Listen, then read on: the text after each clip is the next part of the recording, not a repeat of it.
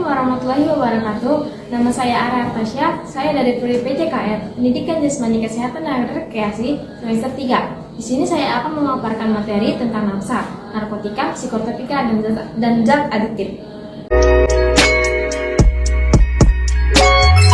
Assalamualaikum warahmatullahi wabarakatuh. Waalaikumsalam warahmatullahi wabarakatuh. Istidadan. Siap, I'm ready. Apa kabar hari ini? Alhamdulillah, luar biasa. Cinta Quran, hidup bahagia, Allahu Akbar. Cinta Islam. Oke, baik.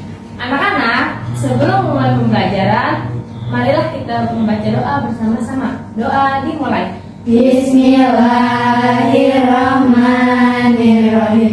Rabbi zidni ilman warzuqni fahman. Rabbi shrah li sadri wa yassir li amri wahlul 'uqdatam min lisani yafqahu qawli. Amin.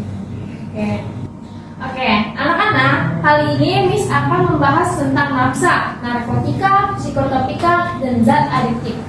Ada yang tahu apa itu nafsa? Narkoba. Oh, narkoba, iya. Sekarang di sini ada gambar tentang wilayah-wilayah yang dengan kasus tersangka narkoba yang terbanyak. Nah, di sini ada Sumatera Utara.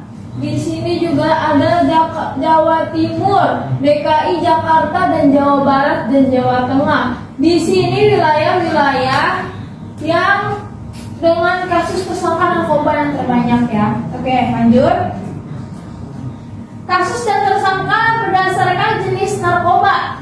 Di sini ada sabu, ganja, daftar G, ekstasi, obat keras, golongan 4, sintetik, kanabin. Di situ tertera dalam kasus sabu ada 10.567 kasus dan juga yang lainnya. Oke, lanjut. Nafsa berdasarkan data dari Badan Narkotika Nasional atau yang sering disebut dengan BNN.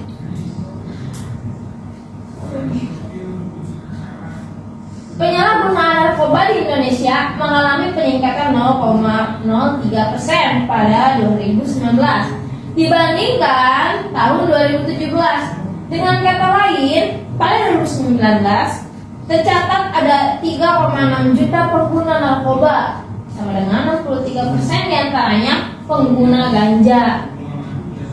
Dari angka 3,6 juta pengguna narkoba, A mengungkapkan 70% diantaranya adalah masyarakat dalam usia produktif, yakni usia 16 sampai 25 tahun. Jadi bisa dibayangkan kalau ini menyentuh golongan produktif, lalu kita tidak mengatasinya sejak dini, pencegahan penyalahgunaan narkoba maka akan mengganggu produktivitas negara ini. Saya kira akan sangat berat bagi bangsa dan negara Indonesia. Yang lebih menyedihkan lagi, dari angka tersebut sebanyak 27% pengguna narkoba di kalangan seperti kita pelajar, mahasiswa, dan itu merupakan jumlah yang cukup besar. Lanjut. Nah, di sini ada proporsi penyalahguna terbesar berdasarkan kelompok ya. Ada pekerja 50% pekerja, 24% pelajar, 17% populasi umum. Proporsi jumlah penyalahgunaan setahun terakhir berdasarkan jenis kelamin 72% laki-laki, 28% perempuan. Narkoba, bahan atau zat yang dapat mempengaruhi kondisi kejiwaan atau psikologis seseorang, pemikiran, perasaan, dan perilakunya, serta dapat menimbulkan ketergantungan fisik dan psikologi. Lanjut, di sini penjelasan narkoba atau yang sering disebut dengan narkotika ialah zat atau obat yang berasal dari tanaman atau bukan, baik sintetis maupun semi sintetis, yang dapat menyebabkan penurunan atau perubahan kesadaran, hilangnya rasa, mengurangi sampai menghilangkan rasa nyeri dan dapat menimbulkan ketergantungan. Jadi di sini orang-orang yang sering menggunakan narkoba ini kadang mereka untuk kayak buat menghilangkan pikiran stres, mengurangi rasa-rasa nyeri yang di badan. Jadi sampai banyaknya orang yang menggunakan narkotika itu buat itu. Jadi ya mereka masalah gunakan obat itu ya buat hal-hal yang sekiranya tidak baik untuk dipergunakan. Oke, lanjut. Golongan 1, ada golongan 2, ada golongan 3. Di sini golongan 1 hanya untuk pengembangan ilmu pengetahuan. Nah, yang lalu tidak untuk terapi ketergantungan kuat. Contoh heroin, kokain, dan ganja. Yang kedua, golongan 2, pilihan terakhir untuk terapi ketergantungan kuat, terapi kurang dari golongan 1. Contoh morfin dan fentanyl. Golongan ketiga, sering untuk terapi ketergantungan lebih ringan, contohnya kodein. Di sini adalah beberapa golongan-golongan narkotika yang di sini adalah beberapa golongan-golongan narkotika. Lanjut. Di sini ada psikotropika. Psikotropika itu apa? Zat atau obat baik alamiah maupun sintetis, bukan narkotika yang berkhasiat psikoaktif melalui pengaruh selektif pada susunan saraf pusat yang menyebabkan perubahan khas dan aktivitas mental dan perilaku. Di sini ada golongan psikotropika juga. Ada golongan 1, 2, 3, dan 4. Golongan 1 hanya untuk pengembangan ilmu pengetahuan, tidak untuk terapi ketergantungan kuat. Dalam kurung ekstasi, MDMA, dan LSD. Golongan kedua bisa untuk terapi, tetapi pilihan terakhir ketergantungan tinggi terapi kurang dari golongan 1 yaitu amfetamin, metilfenidat dalam kurung Ritalin, dan metaqualon. Oke. Lanjut golongan ketiga, sering untuk terapi ketergantungan sedang dalam kurung fenobarbital dan flunitrazepam. Itu contoh obatnya. Yang terakhir, golongan keempat untuk terapi ketergantungan ringan, diazepam, clobazam, bromazepam. Oke, lanjut.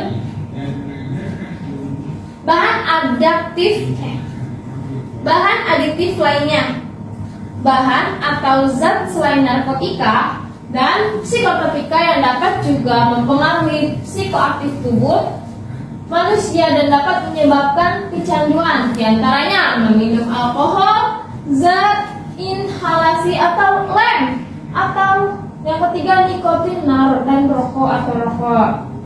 Dulu kita pernah mendengar dengan anak-anak yang suka menghisap lem, itu sudah termasuk ke dalam narkotika.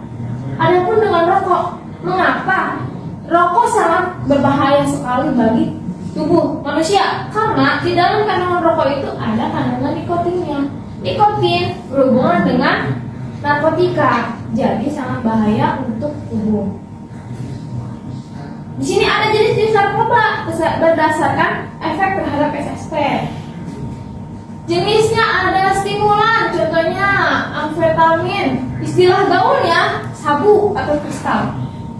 Efeknya gangguan sistem saraf termasuk stroke, serangan jantung. Nah, berarti orang-orang yang kebanyakan makan sabu, minum sabu, yang mengonsumsi sabu, itu efeknya akan kena serangan jantung atau stroke ya.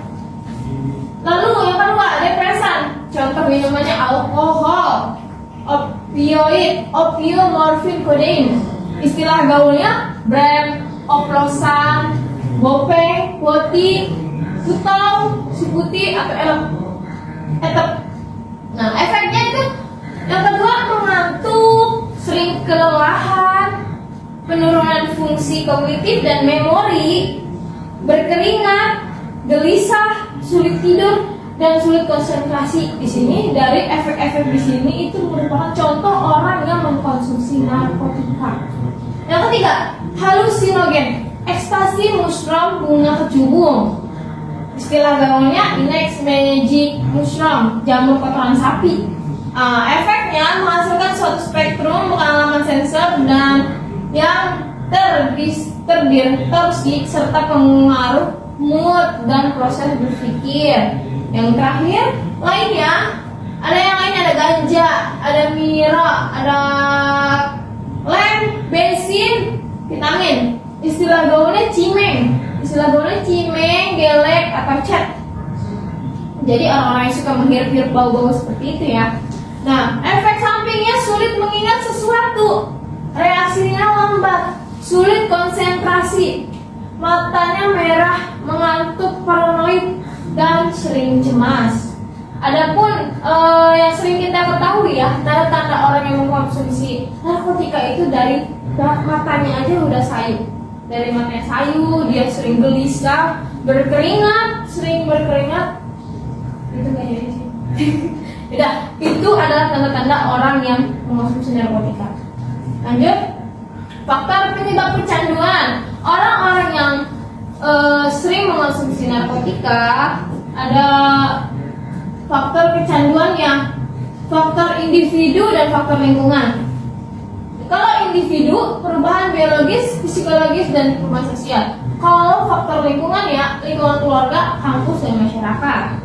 Lanjut, dampak penyalahgunaan narkoba, komplikasi medis, dampak sosial, pelanggaran hukum. Di sini komplikasi medis yaitu suntikan heroin meningkatkan resiko penularan HIV atau AIDS dan hepatitis B atau C. Psikostimulansi menyebabkan hipertensi, jantung, dan perdarahan otak. Alkohol, obat, dan penenang dan obat tidur menyebabkan gangguan agresif, gangguan pernafasan. Dampak sosial, keharmonisan keluarga terusik, gangguan komunikasi, turunnya prestasi akademik dan prestasi kerja, menghabiskan harta dan benda. Pelanggaran hukum, penggunaan dalam ilmu kedokteran adalah penderita, tetapi dijatuhi hukuman karena melanggar undang-undang yang berlaku. Lanjut, dampak penyalahgunaan narkoba. Di sini pola penyakit, hasil pemeriksaan yang dilaporkan, kelompok penyalahgunaan berbanding lurus dengan tingkat pemakaian narkoba, di mana tingkat penyalahgunaan makin tinggi, maka persentase yang melaporkan hasil pemeriksaan sakitnya lebih banyak. Di sini ada yang melaporkan presentasi sakit paru-paru ada 16%. Di sini ada HIV 15%. Lalu sakit syaraf dan sendi ada 15% dan hepatitis C 9%. Di sini kalian lihat dampak penyalahgunaan narkoba. Penggunaan ekstasi selama 8 bulan. Wah, di sini kita bisa lihat ya dari perbedaan raut wajahnya saja. Bagi orang yang mengkonsumsi narkoba itu mudah berubah mukanya. Lihat di sini ada perbedaan dari Januari 2008 sampai dengan Agustus 2008. Penggunaan ekstasi selama 8 bulan sangat mengefek sekali kepada wajah kita. Yang tadinya wajah kita yang mulus, waduh, kita mengkonsumsi narkoba jadi ada kerutan atau ada luka atau yang itulah pokoknya.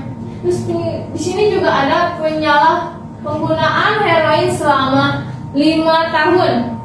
Di sini ada perbedaan tahun 2003 dan perbedaan tahun 2007. Lanjut.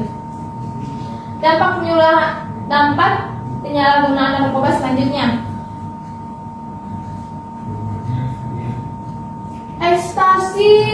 Penggunaan ekstasi selama 5 tahun.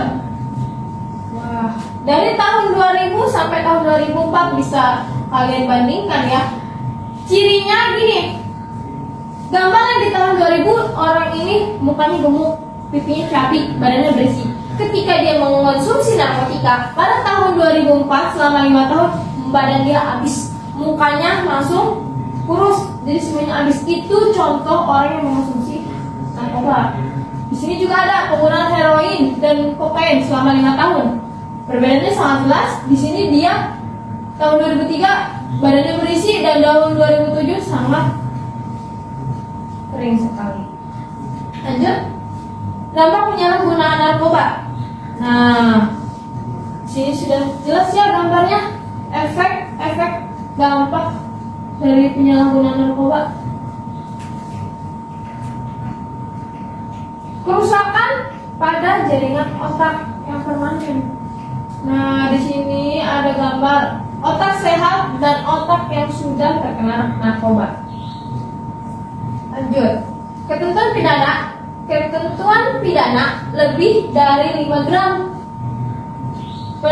Perbuatan melawan hukum, menanam, memelihara, memiliki, menyimpan, menguasai atau menyediakan narkotika golongan 1 dalam bentuk tanaman beratnya melebihi 1 kilogram atau melebihi 5 batang pohon. Oke, intinya di sini ketentuan pidana di sini adalah orang-orang yang sebagai pengedar, pengonsumsi dan apa lagi ya? Pengedar, konsumsi sama yang produksi. Pengedar, konsumsi dan produksi.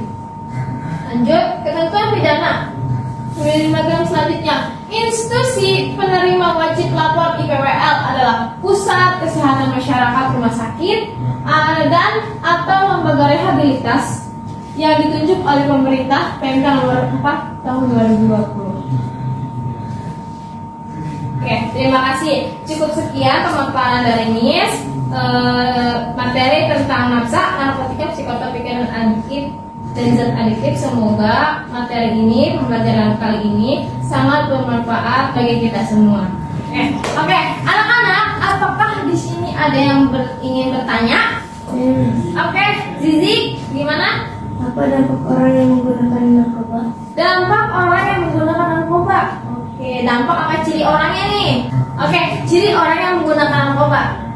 Dampak juga kan tadi sudah dijelaskan ya di sini. Nah, cirinya itu yang sering kita lihat, matanya sayu, dia mudah gelisah, mudah berkeringat, memorinya terganggu, terus mempengaruhi mood dan proses berpikir.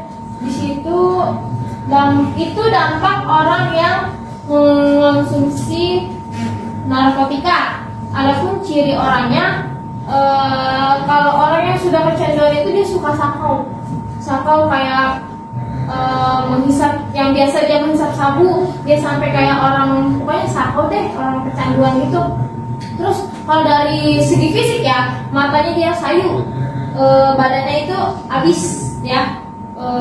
Udah sih, itu aja yang saya ketahui. Terima kasih, Miss. Oke, cukup paham? Cukup sekian pemaparan dari Miss untuk hari ini.